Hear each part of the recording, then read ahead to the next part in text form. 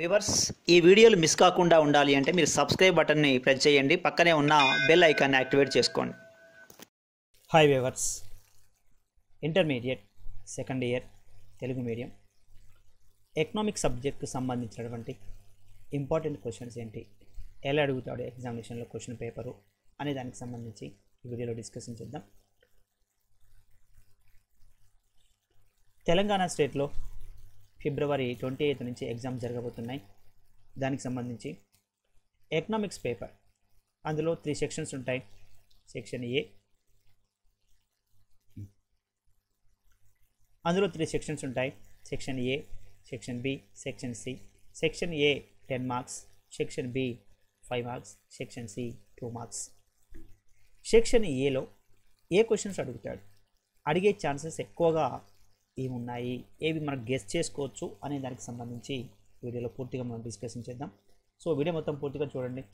So దీంతో మీకు ఒక ఐడియా వస్తుంది. దాంతో ఆ క్వశ్చన్స్ అన్నీ మీరు ఎగ్జామినేషన్లో 2024కి గెస్ చేసుకోవచ్చు. చూద్దాం ఆ క్వశ్చన్స్ అన్నీ ఏమున్నాయని. Intermediate public examinations 2024 economics second year Telugu medium 10 marks important questions.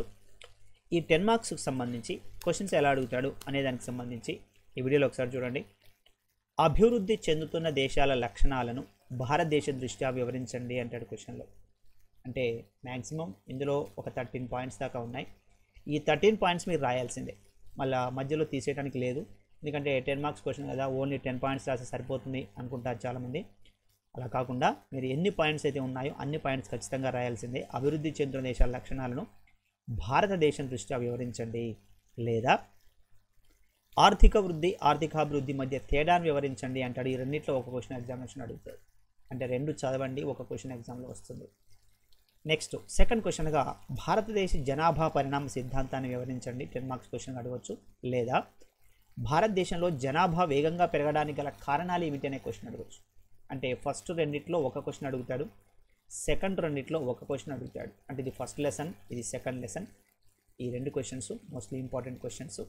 Next third లెసన్లోకి వస్తే భారతదేశంలో ఆదాయ సంపద పంపిణీ అసమానతల గల కారణాలు వివరించండి అన్నాడు. సో ఆ క్వశ్చన్ అడగవచ్చు. అసమానత తగ్గించే చర్యలు అడిగాడు, ఆ క్వశ్చన్ అడగవచ్చు. లేదా భారతదేశంలో పేదరికానికి గల కారణాలు వివరించండి అనవచ్చు. అంటే ఇక్కడ మనకు థర్డ్ లెసన్లో 3 టాపిక్స్ ఉంటాయి.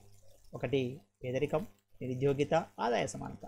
ఈ మూడింటికి సంబంధించి ఇక్కడ 2 క్వశ్చన్లు 5 మార్క్స్లో, 10 మార్క్స్లో 5 మార్క్స్లో ఒక క్వశ్చన్ అడుగుతాడు. అందుకని ఇక్కడ పేదరికం వచ్చింది, ఆదాయ సమానతలు వచ్చాయి. నెక్స్ట్ నిరుద్యోగానికి సంబంధించి 5 మార్క్స్లో అడుగుతాడు. ఓకే, సో ఈ 2 క్వశ్చన్స్లో ఒక క్వశ్చన్ వచ్చేటువంటి ఛాన్సెస్ ఎక్కువగా ఉంది. నెక్స్ట్ ఫోర్త్ క్వశ్చన్గా చూడండి. భారత వ్యవసాయ అల్ప ఉత్పాదకత గల కారణాలు వివరించండి అంటాడు వ్యవసాయ రంగం గురించి.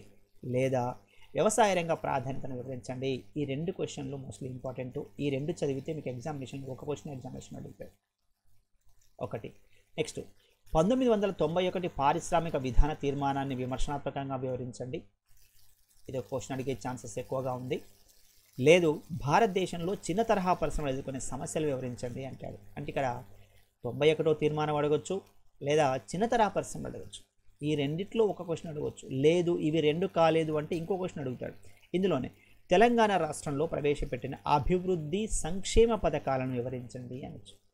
అంటే ఇక్కడ మనకు 5 క్వశ్చన్స్లో 5 2 10, అంటే ఒక క్వశ్చన్ ఎక్స్ట్రా ఉంది. 11 క్వశ్చన్స్ ఉన్నాయి. ఇక్కడ 5 క్వశ్చన్స్ ఎగ్జామినేషన్లో అడుగుతాడు. అంటే మ్యాక్సిమం మేము ప్రతి లెసన్లో నుంచి రెండిట్లో ఒక క్వశ్చన్ ఎగ్జామినేషన్లో వచ్చే ఛాన్సెస్గా మీకు క్వశ్చన్ పేపర్ రెడీ చేయబడింది. సో 4th ఒక క్వశ్చన్, 5th 3 ఇచ్చాడు, ఇందులో ఒక క్వశ్చన్. అదేవిధంగా నెక్స్ట్ ఫస్ట్లో చూడండి 2 క్వశ్చన్స్ ఇచ్చాయి, ఒకటే. నెక్స్ట్ సెకండ్లో 2 ఉన్నాయి, ఒకటే. 3 ఉన్నాయి, ఒకటే. మొత్తం మీకు క్వశ్చన్ పేపర్లో 5 క్వశ్చన్లు వస్తాడు. ఇప్పుడు మీరు 11 క్వశ్చన్స్ చదువుతారు పేపర్లో, ఇందులో ఇచ్చాను 11 క్వశ్చన్లకు గాను మీకు ఎగ్జామినేషన్లో 5 క్వశ్చన్స్ వస్తాయి. 5 క్వశ్చన్స్ మీరు అటెంప్ట్ చేయాల్సింది ఓన్లీ 3 క్వశ్చన్స్. 3/10లో 30 మార్కులు. ఫస్ట్ సెక్షన్ 10 మార్క్స్ సెక్షన్ ఈజీగా ఉంటుంది, భయపడాల్సిన అవసరం ఏమీ లేదు. ఈ క్వశ్చన్లు కనుక పర్ఫెక్ట్గా మీరు నేర్చుకుంటే ఎగ్జామినేషన్లో 10 మార్క్స్ సెక్షన్స్ ఈజీగా అటెంప్ట్ చేయొచ్చు. సో ఇవి ఎక్కువ కాన్సన్ట్రేషన్ చేసేటటువంటి క్వశ్చన్లు. సో ఈ క్వశ్చన్ బాగా గుర్తుపెట్టుకోండి. సో ఈ క్వశ్చన్లతోటి మీరు ఎగ్జామినేషన్లో మంచి మార్క్స్ సంపాదించవచ్చు. ఓకే, సో వ్యూవర్స్ ఇది రేపు 2024లో తెలంగాణ స్టేట్లో మీకు జరగబోయేటువంటి ఎగ్జామ్స్కి economic subject important question paper 10 marks. Okay, so ఈ వీడియో నచ్చితే లైక్ చేయండి, ఫ్రెండ్స్ ఉంటే షేర్ చేయండి, కొత్తగా చూసినట్లయితే ఛానల్ సబ్స్క్రైబ్ చేయండి. Thank you.